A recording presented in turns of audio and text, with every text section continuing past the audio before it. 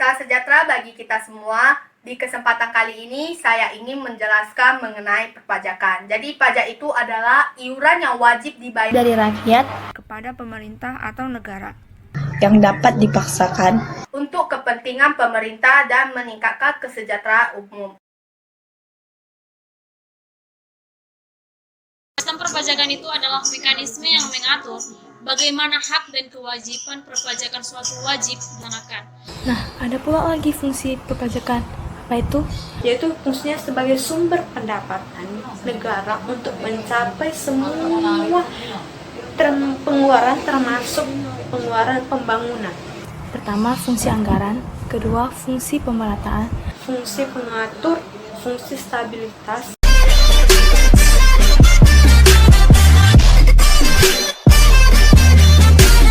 Selamat pagi buat anak-anak kelas 11 IPS. Selamat ketemu kembali di sesi pembelajaran berikutnya, yaitu bidang mapel ekonomi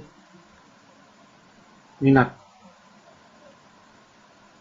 Jadi pada hari ini materi yang akan kita bahas adalah menyangkut perpajakan di Indonesia.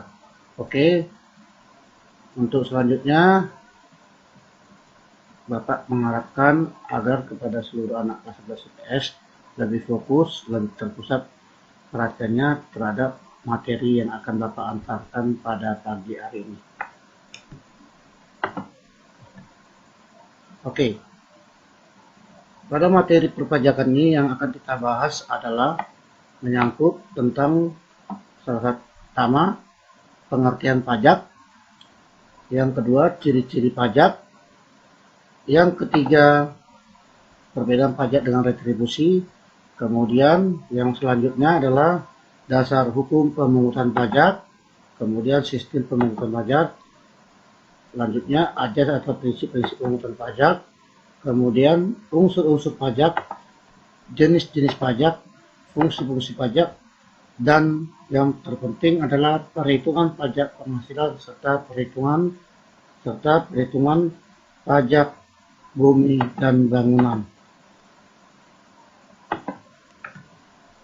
Oke, di sini Bapak akan sampaikan apa itu pengertian pajak. Pajak adalah kontribusi wajib kepada negara yang terutang oleh pribadi atau badan yang bersifat memaksa berdasarkan undang-undang dengan tidak mendapatkan imbalan secara langsung dan digunakan untuk keperluan negara bagi sebesar-besarnya kemakmuran rakyat. Jadi pengertian pajak ini tertuang menurut Undang-Undang Perpajakan Nomor 6 Tahun 1983. Oke, yang berikutnya anak-anak bisa lihat pengertian pajak menurut Undang-Undang tahun 95 Pasal 23 Ayat 2 ya. Kemudian menurut tokoh kita Profesor Dr. Rahmat Sumitro. Oke, di sini retribusi. Pengertian retribusi adalah pungutan resmi yang mendapat imbalan secara langsung. Contohnya apa itu? Parkir, tiket, ya, pajak parkir, pajak bioskop, pajak kebersihan. Sementara contoh daripada pajak macam pajak kendaraan, pajak bumi dan bangunan, pajak pertambahan nilai, pajak pertambahan nilai, berbiaya materai, kemudian pajak penghasilan, dan macam-macam. Oke, lanjut. Di sini ciri-ciri pajak akan Bapak sampaikan ada 5, yakni iuran pajak yang dibayar oleh wajib pajak pada negara. Yang kedua, pembayarannya didasarkan pada norma-norma hukum. Yang ketiga, sumber pembiayaan pengeluaran kolektif. Dan keempat, sarana untuk meningkatkan kesejahteraan umum. Dan terakhir adalah sebagai balas jasa. Sebagai balas jasa yang tidak dapat diberikan secara langsung. Kemudian, apa perbedaan pajak dengan retribusi? Dapat anak-anak lihat di tabel berikut yang ada di bawah ini, ya. Bisa anak-anak perhatikan di tabelnya ya nak. Kemudian Apa dasar hukum dalam pemungutan pajak? Jelas ada dasar hukumnya atau landasan hukumnya di dalam pemungutan pajak, yakni Undang-Undang Pasal 3 Undang-Undang Pasal 3 ayat 2 berdasarkan Undang-Undang Dasar 45 yang menyebutkan bahwa pajak dan pemungutan lainnya yang bersifat memaksa untuk keperluan negara diatur oleh undang-undang.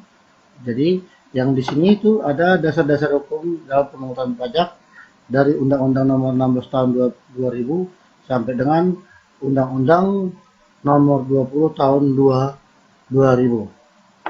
Oke. Di sini Bapak akan menyampaikan tentang bagaimana sistem pemungutan pajak.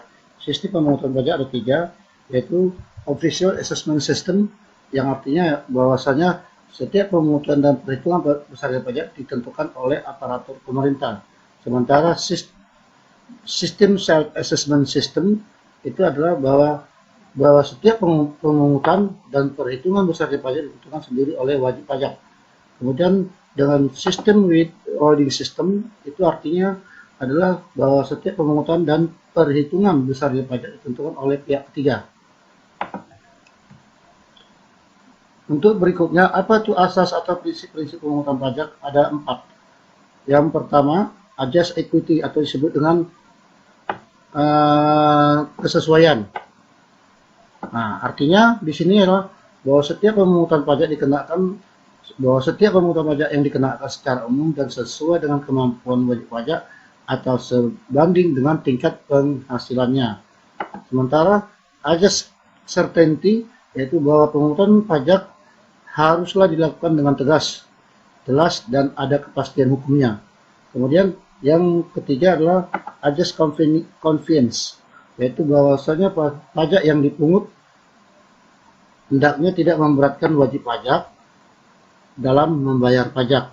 Kemudian adjust terakhir adalah adjust ekonomi, yakni pada saat menetapkan dan memungut pajak haruslah mempertimbangkan biaya pemungutan pajak.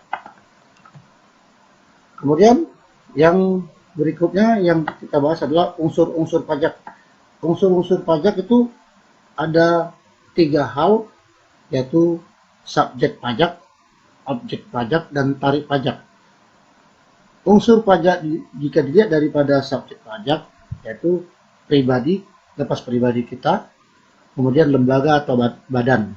Kemudian objek daripada unsur-unsur pajak itu terdiri atas apa aja, yaitu pajak penghasilan, kemudian tanah, pajak bangun, dan pajak barang. Nah, pajak barang ini nanti yang berhubungan dengan pajak pertambahan nilai. Kemudian unsur pajak berikutnya adalah tarif pajak. Tarif pajaknya ada 4, yaitu tarif pajak profesional, tarif pajak tetap, tarif pajak progresif, dan tarif pajak degresif. Oke. Di sini Bapak akan membahas tentang jenis-jenis pajak.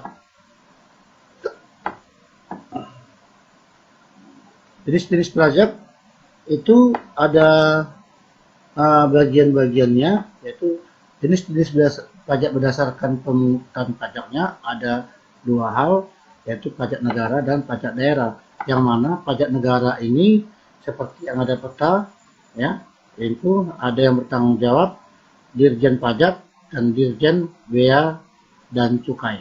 Jadi yang di bawah-bawah ini itu menangani bagian-bagian yang akan ditanganinya sebagai bentuk atau jenis-jenis pajak seperti yang ini: pajak penghasilan, pajak pertambahan nilai, pajak pertambahan nilai bea materai, kemudian pajak bumi dan bangunan, ya. Terus itu bea perolehan, hak atas tanah dan bangunan, bea cukai, pajak orang asing, serta pajak atas royalti atau dividen atau bagi hasil atau laba bagi hasil.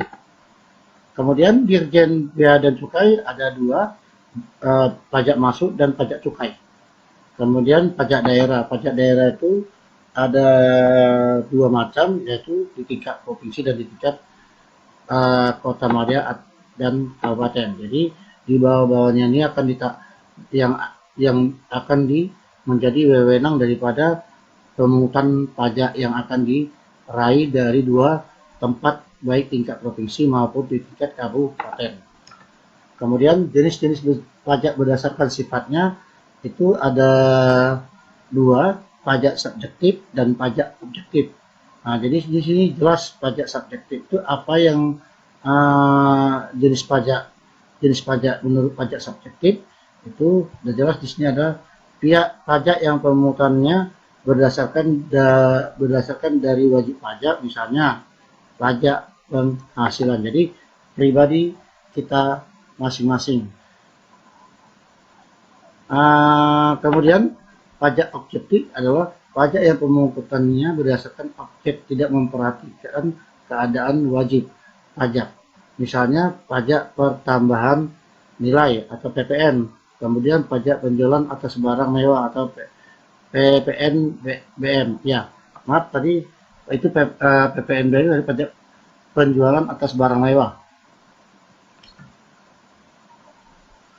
Kemudian jenis-jenis pajak menurut berdasarkan pihak yang menanggung ada dua, yaitu pajak langsung dan pajak tak langsung. Oke, anak-anak bisa memperhatikan pajak langsung apa-apa aja jenis-jenis yang menurut pajak langsung ini, yaitu pajak yang harus ditanggung sendiri oleh wajib pajak dan tidak dapat dilimpahkan kepada orang lain. Nah, jadi contohnya adalah pajak penghasilan, pajak bumi bangunan, dan pajak kendaraan bermotor. Itulah disebut dengan pajak langsung, artinya orang yang bersangkutan yang membayar pajak. Jadi kalau seperti pajak penghasilan ini berarti seseorang yang sudah memperoleh penghasilan itu dapat menyetorkan pajaknya berdasarkan pendapatannya setelah ia menerima yang namanya NPWP. NPWP disebut dengan nomor peserta wajib pajak. Kemudian pajak tidak langsung. Pajak tidak langsung maksudnya pajak yang harus dibayar oleh pihak tertentu namun dapat dilimpahkan kepada orang lain. Nah, jadi apa aja yang bisa dilimpahkan kepada orang lain untuk membayar pajak, jenis-jenis pajaknya apa aja? PPN, pajak pertambahan nilai, pajak penjualan, pajak impor, cukai tembakau, pita rokok, cukai minuman keras. Oke. Kemudian di sini kita akan membahas tentang perhitungan pajak penghasilan. Jadi mohon diperhatikan anak-anak ya. Jadi pajak penghasilan itu apa? Pengertian pajak yang dikenakan subjek pajak atas penghasilan yang diterima atau yang diperoleh selama 1 tahun. Dasar legalitas, dasar hukum pemungutan, dasar hukum perhitungan pajak penghasilan ini sudah diatur dalam Undang-Undang Nomor 17 Tahun 2000 tentang pajak penghasilan. Jadi objek pajaknya apa yang dilihat di dalam perhitungan pajak penghasilan, yakni barang pribadi penghasilan, yaitu setiap tambahan kemampuan ekonomi yang diterima atau diperoleh wajib pajak baik yang berasal dari Indonesia maupun di luar Indonesia yang dapat dipakai untuk konsumsi untuk menambah kelengkapan wajib pajak yang bersangkutan. Oke, sebagai catatan, ada beberapa macam-macam penghasilan atau pendapatan yang tidak dikenakan pajak, antara lain bantuan atau sumbangan, hibah, warisan, pembayaran asuransi karena kecelakaan atau sakit atau meninggal, keuntungan yayasan atau badan yang digunakan untuk kepentingan umum, dan lain-lain. Di sini jelas yang setelah Bapak sampaikan tadi, Bapak gambarkan dalam bentuk bagan jenis-jenis pajak. Jadi fungsi-fungsi pajak ada 4, yakni fungsi budgeter, fungsi distribusi, fungsi regulasi, dan fungsi stabilisasi. Fungsi budgeter itu artinya apa? Yaitu sebagai sumber utama pendapatan yang dapat dipergunakan untuk membiayai seluruh kegiatan penyelenggara pemerintahan dan pembangunan usaha.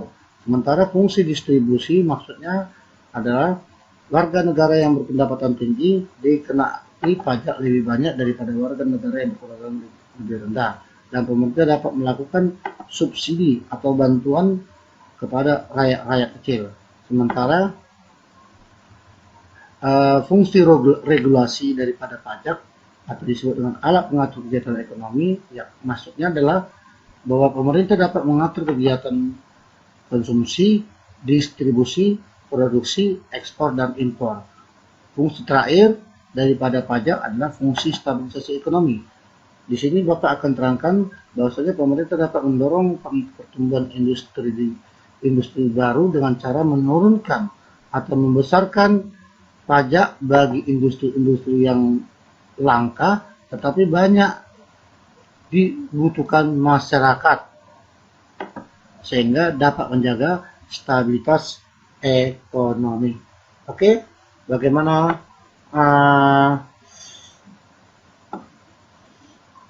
ya, tadi sudah Bapak sampaikan tadi perhitungan pajak penghasilan ya.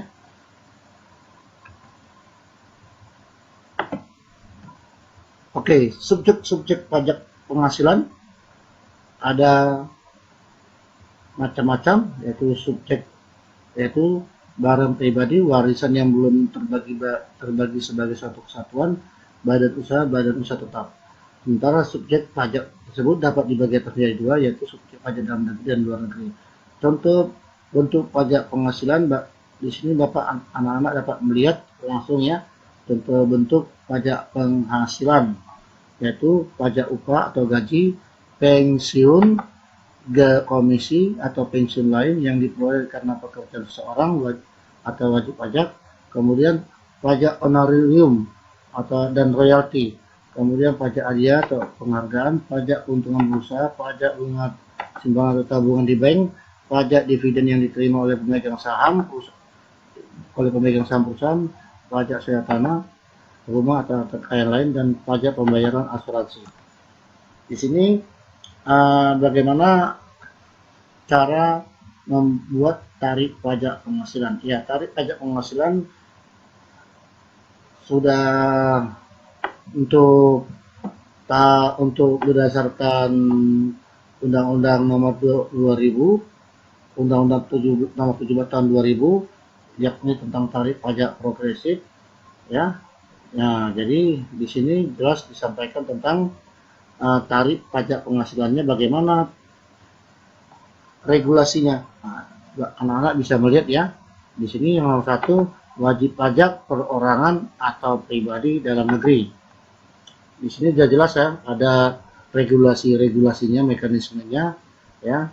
Itu lapisan jika seseorang yang memiliki pendapatan selama setahun dari 0 rupiah sampai dengan 25 juta, maka tarif pajak yang dikenakan adalah 5%-nya. Itulah maksudnya. Begitu juga jika seseorang memperoleh penghasilan setiap tahunnya antara 25 sampai dengan 50 juta, maka tarif pajak yang akan dikenakan adalah 10%-nya. Begitu juga jika seseorang dikenakan pajak dari 50 sampai 100 juta, maka tarif pajak yang dikenakan adalah 15% sampai seterusnya. Sementara untuk wajib pajak badan atau lembaga dalam negeri atau bentuk usaha tetap, tarifnya seperti yang di bawah ini, yaitu apabila badan tersebut menerima penghasilan sebesar 0 sampai 50 juta, maka tarif pajaknya dikenakan 10%. Begitu juga jika lembaga atau badan tersebut menerima penghasilan antara 50 sampai 100 juta untuk tiap tahunnya, maka dikenakan tarif pajak sebesar 15%, dan seterusnya di atas 100 juta dikenakan 30%-nya. Oke, dalam perhitungan pajak penghasilan terdapat penghasilan tidak kena pajak. Nah, jadi penghasilan tidak kena pajak ini ditetapkan sesuai dengan Undang-Undang Nomor 17 Tahun 2000 sebagai berikut, ya.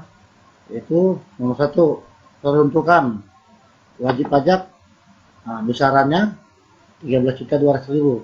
Tambahan wajib pajak yang menikah. Ya. Perhatikan, ini adalah item-item penghasilan tidak kena pajak di dalam perhitungan pajak penghasilan nantinya yang akan kita buat untuk menghitung contoh daripada perhitungan pajak penghasilan. Perhatikan ya anak-anak, di sini ya, yang wajib pajak ini adalah yang bersifat subjektif, orang yang dikenakan wajib pajak. Nah, ini dia dikenakan besarannya adalah 13.200.000 untuk setiap tahunnya. Tambahan wajib pajak yang menikah. Nah, misalnya istrinya. Jadi istrinya, kalau dia punya istri, berarti dikenakan pajak 1.200.000 per tahun. Kemudian tambahan seorang istri yang penghasilannya digabung dengan penghasilan suaminya, dikenakanlah besarnya adalah 13.200.000 sebagai pajak tahunannya. Kemudian tambahan untuk setiap anggota keluarga, saudara dan keluarga dalam garis keturunan, lurus serta anak angkat yang menjadi tanggungan. Jadi yang ini maksudnya ini apabila ada orang tuanya yang ditanggung, anaknya ya yang belum menikah atau saudaranya, maka yang merupakan bagian daripada tanggungan si wajib pajak, maka si wajib pajak akan dikenakan yang namanya beban pajak 1.200.000 ya. 1.200.000 besaran kena pajaknya 1.200.000 untuk per orang. Oke, langsung aja kita di dalam perhitungan pajak penghasilan ya. Di sini ada soal Bapak sampaikan langsung aja. Nah, Sultan karyawan PT Sido memperoleh. Sultan merupakan karyawan PT Sido Makmur, memperoleh penghasilan bersih setiap bulannya 8 juta. Sultan sudah menikah dan dikaruniai 3 orang putra. Berapakah besarnya pajak penghasilan yang harus dibayar oleh Sultan untuk setiap bulannya? Perhatikan, maaf, bukan untuk setiap bulannya, tapi untuk setiap bulannya, ditanya setiap bulannya. Ya, jadi jawabannya adalah pertama itu kita tentukan dulu pendapatan bersihnya untuk setahun. Ya, 12 bulan kali pendapatan setiap bulannya 8 juta menjadi 96 juta. Kemudian pendapatan tidak kena pajak atau PTKP yang tadi Bapak sampaikan regulasinya yang ini. Inilah regulasinya ya. Nah, penghasilan tidak kena pajak. Jadi penghasilan tidak kena pajak di sini akan Bapak sampaikan lanjut, yaitu wajib pajak ya. Si wajib pajak itulah si Sultan. Dia udah kenakan 13.200.000 untuk setahun. Kemudian tambahan menikah. Nah, tambahan menikah 1.200.000. Sementara anaknya ada 3. Tambahan menikah itu apa? Yang dimaksud istrinya menjadi tanggungannya, dikenakan lagu PTKP ya. PTKP penghasilan tidak kena pajak sebesar 1.200.000. Kemudian tambahan anak 3 orang. Nah, 3 juta 3 kali 1.200.000 berarti 3.600.000. 3.600.000 ditambah 1.200.000 tambah 13.200.000 itu ditotalkan menjadi jumlah penghasilan tidak kena pajaknya adalah 18 juta. Nah, jadi 18 juta inilah yang tidak dikenakan pajak. 18 juta inilah yang tidak dibebankan sebagai pajak untuk si Sultan, itu maksudnya. Jadi kita harus melihat lagi pendapatan kena pajaknya. Nah, kita sudah tahu bahwasanya untuk menentukan penghasilan kena pajaknya sudah jelas yang dihitung itu adalah pendapatan itu bersih setahun dikurangi dengan 18 juta. Hasilnya adalah 78 juta sebagai penghasilan atau pendapatan kena pajak bersih selama 1 tahun yang diterima oleh sultan. Kemudian bagaimana menghitung pajak, besarnya pajak penghasilan terutang untuk dibayar oleh si sultan. Nah, langsung kita hitung dulu setahun ya, karena di sini dia setahun nih, di sini dia setahun. Nah, jadi langsung aja regulasinya sudah ada ya. Kita berpatokan pada 78 juta. Kita berpatokan pada 78 juta. Ya. Jadi langsung aja regulasinya seperti yang di sini. Yang di sini, ini regulasinya. Ingat tadi bilang 78 juta. 78 juta 78 juta. 78 juta itu regulasinya adalah ini. Nah, pertama-tama kita ambil dulu 25 juta. 25 juta ini dikalikan 5%. Hasilnya jelas seperti ini. Ya. 25 juta dikali 5%, 1.250.000. Jadi 25 juta ini udah akan tersisa lagi, ya. Berarti kan akan tersisa daripada 78 juta terhadap 25 juta ini kita dapat itu berkisar 53 juta lagi. Nah, jadi kalau 53 juta lagi dia tersisa, maka untuk perhitungan PPh pajak penghasilan terutang si sultan dapat kita lihat di regulasi yang kedua, yaitu ya perhatikan tadi sisanya kan 53 juta. Nah, 53 juta kan ada takaran di antara ini. Ya, ada takaran di antara ini. Kita ambil aja 25 juta. Ambillah 25 juta. 25 juta dikalikan dengan 10%.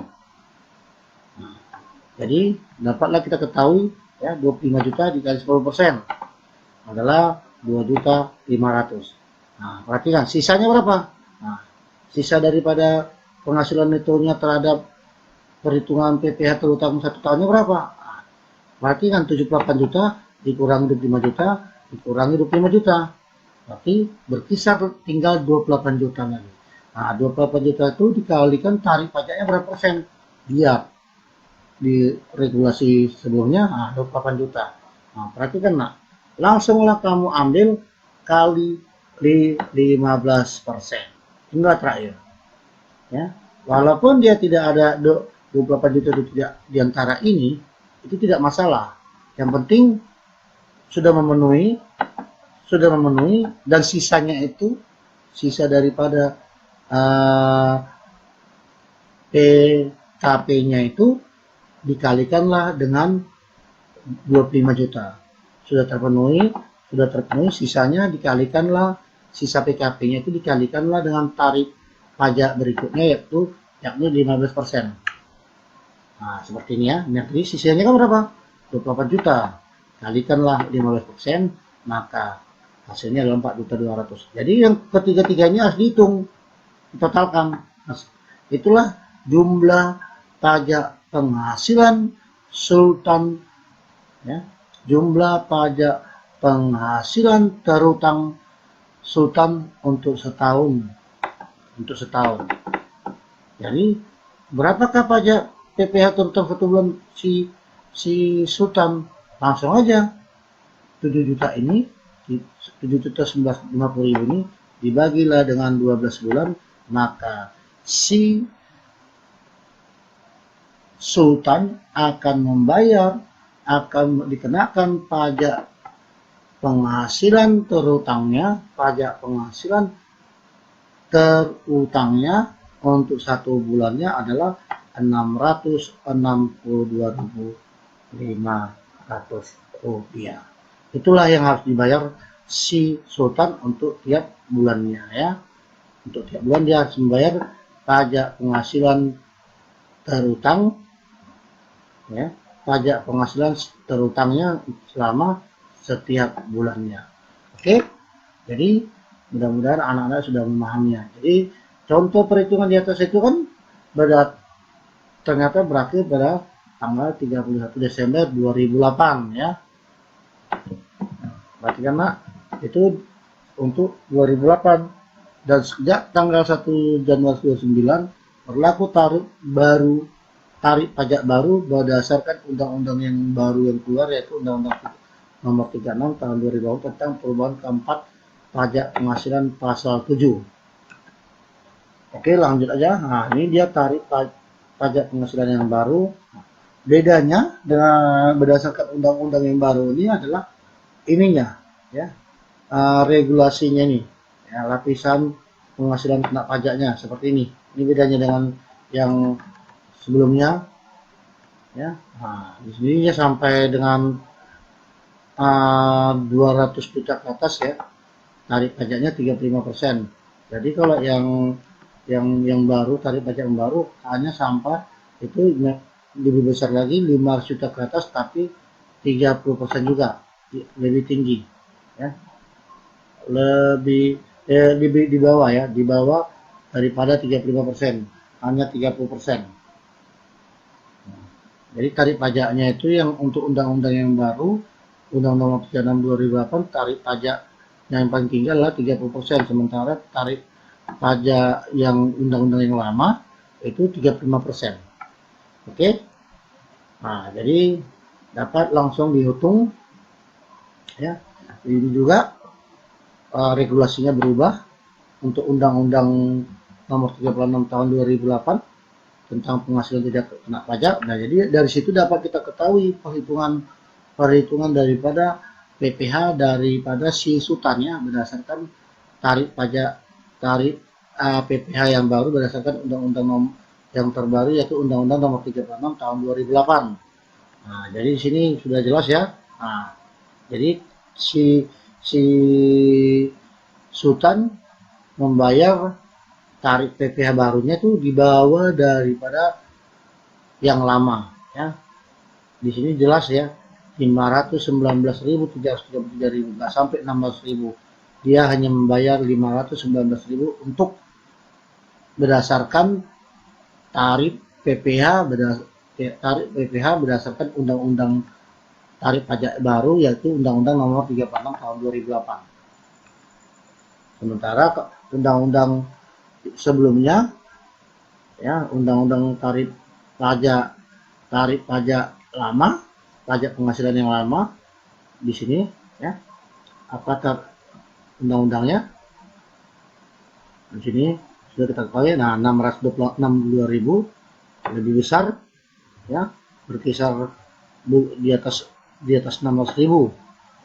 Jadi undang-undang itu yang sebelumnya adalah Undang-Undang Nomor 17 Tahun 2000. Jadi undang-undang baru adalah Undang-Undang Nomor 36 Tahun 2008. Oke, langsung.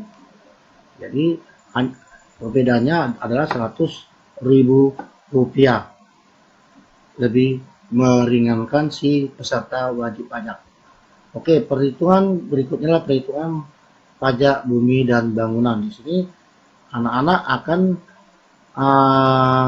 mengetahui itu apa pajak PBB, yaitu pajak yang dikenakan subjek pajak atas kepemilikan permukaan bumi, baik tanah maupun perairan dan bangunan yang dibangun tetap di atasnya.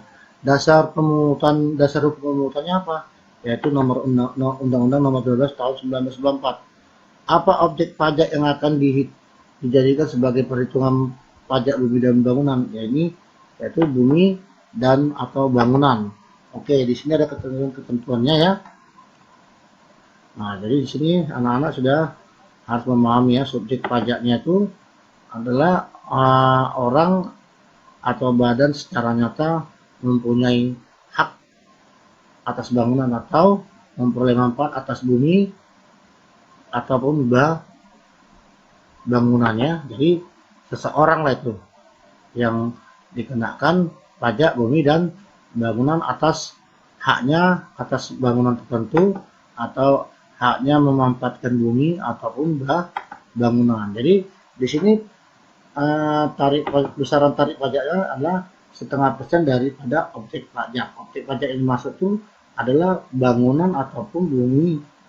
Nah, ya, bangunan ataupun bumi, ya, ataupun bumi yang dimaksud itu tanah, bangunan ataupun tanah yang dimanfaatkannya.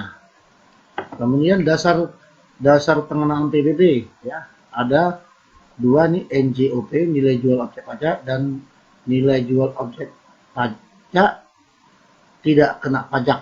Nah, jadi dasar undang-undangnya ini, dasar perhitungan PBB-nya adalah Undang-Undang Nomor 3, ya, Undang-Undang berdasarkan 3 Undang-Undang Nomor 12 tahun 94, pasal 33 besarnya NJOPTK adalah 8 juta untuk setiap wajib pajak berdasarkan putusan Menteri Keuangan Nomor 21 setinggi-tingginya sebesar 12 juta untuk setiap wajib pajak. Terus itu yang ketiga, dasar pengenaan PBB nilai jual kena pajak. Oke, di sini perhatikan ya.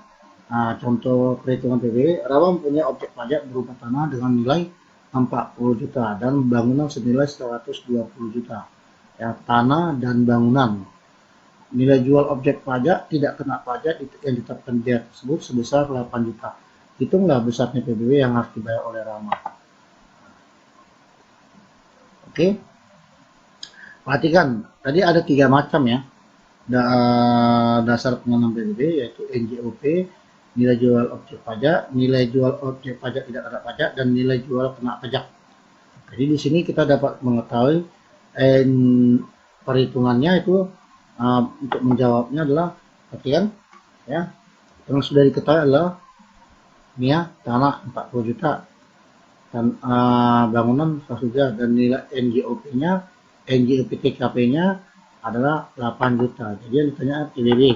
Jadi di sini sudah jelas nilai jual objek pajak bumi adalah, nah ini bumi itu tanah 40 juta.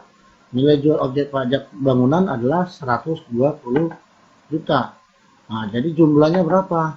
160 juta. Itulah nilai jual objek pajaknya. Kemudian nilai jual objek pajak tidak kena pajak NJOP-TKP adalah sudah ditentukan adalah 8 juta. Jadi yang 8 juta ini mengurangi daripada nilai jual objek pajak sebesar 160 juta. Hasilnya disebutlah dengan NJOP-TKP ya. NJOP-TKP nilai jual pajak, nilai jual pajak kena pajak, nilai jual pajak kena pajak, atau disebut NJOP-TKP. Nilai jual objek pajak ya kena pajak sebesar 150 juta. Kemudian nilai jual NJKP-nya, nilai jual pajaknya itu dikenakan 20% daripada NJOP-TKP-nya yang sebesar 152 juta. Dikalikanlah 20%-nya. Ya, dapatlah 30 juta 400.000. Maka hasil akhirnya pajak PBB terutang daripada si Rama untuk setiap tahunnya adalah 0,5% dikali dengan 30 juta 400.000, hasilnya adalah 152.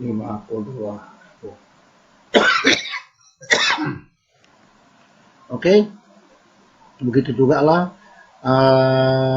untuk perhitungan yang kedua. Di sini bedanya adalah adanya nilai jual, adanya tanah, luas bangunan yang ditentukan ya. Jadi di sini Pak Jaki mempunyai tanah yang luasnya 8 meter kuadrat dengan harga jual 800.000 per meter pada di atas tanah. Dan berdiri bangunan luasnya 4 meter pada dan punya nilai jual 2 juta per meter. Selain bangunan, Pak Jaki juga mempunyai taman mewah seluas 12 meter dengan nilai jual sebesar 500.000 per meter. Apabila ditetapkan nilai jual objek pajak tidak kena pajak, nilai jual objek NJOP TKP-nya adalah 8 juta, maka nilai jual kena pajaknya, nilai jual kena pajak sebesar 20%. Berapakah besarnya PBB yang ditanggung Pak Jaki? Oke, lanjut aja kita hitung ya. Oke, jadi ada 2 macam tadi, yaitu bumi atau tanah. Tanahnya adalah 800 meter dikali dengan harga per meternya 800.000, hasilnya 640 juta. Kemudian itu di dalam tanah yang 640 juta ini itu ada dua macam, ya. Ada bangunannya itu seluas 4 meter, itu dihitung 2 juta, ya, 400 meter kali 2 juta, karena di situ jelas nilai jualnya 2 juta per meter, ya. Hasilnya itu 800 juta. Kemudian taman yang dihitung yang luasnya 200 meter, itu nilai jualnya 5 meter kuadrat dikali 200 meter menghasilkan 100 juta. Hasilnya, ya, maka ditotalkanlah, ya, nilai jual objek pajaknya adalah, total nilai jual objek pajaknya adalah 640 juta ditambah 800 juta ditambah 100 juta, hasilnya 1.540 juta. Kemudian nilai jual objek pajak tidak kena pajak adalah, di sini ada dikasih tahu soalnya, tetapkan nilai jual objek pajak tidak kena pajak atau NJOP TKP-nya adalah 8 juta. Maka dikurangilah dengan 8 juta, ya. 1540 ini dikurangilah 8 juta menjadi 1 juta, menjadi 1.532 juta rupiah. Maka di sini ada lagi soalnya nilai jual kena pajaknya dikenakan 20%. Maka nilai jual kena pajaknya 20% dikalilah dengan ini, maka hasilnya adalah ini. Untuk perhitungan pajak bumi dan bangunan terutang dari Pak Jaki, maka itu 0,5% itu dikalikanlah dengan NJKP-nya.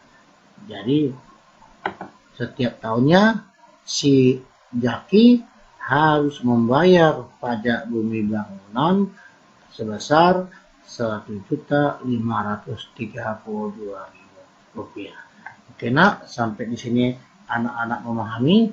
Mudah-mudahan Bapak mengharapkan anak-anak memahaminya. Di sini Bapak akan memberikan soal, ya.